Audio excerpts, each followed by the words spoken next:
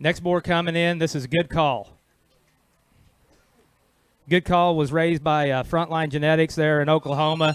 Raiden Bolin standing back here next to Willie, come up there with them guys, and this was a $42,000 baby pig purchase out of the Okie Throwdown. This is a board we own with Frontline, Frank Davis, and John Fontenot.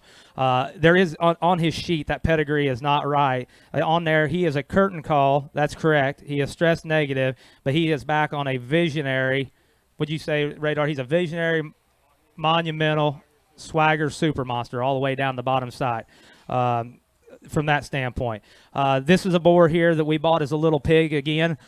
This is a boar that that I am very, very high on. I think this boar is unique in the fact of we talk about proportions. This boar's always had a killer look to him. This boar was very immature through his stages, and we took it easy on him there through the spring to get him to mature.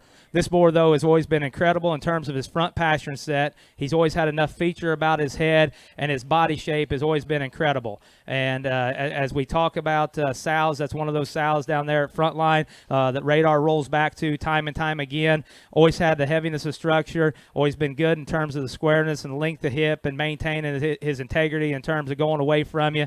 This is a boar, though, that I think holds a tremendous amount of value in terms of just the feature and look and the length and the proportions that he brings to the table. I'll be the first. This is a boar here that is probably going to see a few more Yorkshire sows at my place. I think this one here, in terms of his body length and the feature that he brings to the table, as we talk about maybe putting a little more production back in some of the crossbred side of things, we're kind of doing it maybe the opposite direction. But I felt this boar, in terms of his length and his design of making those crossbreds and talking about the sows on the bottom side of his pedigree, I think this is a boar that's got a lot of versatility to him. Again, this is Good Call.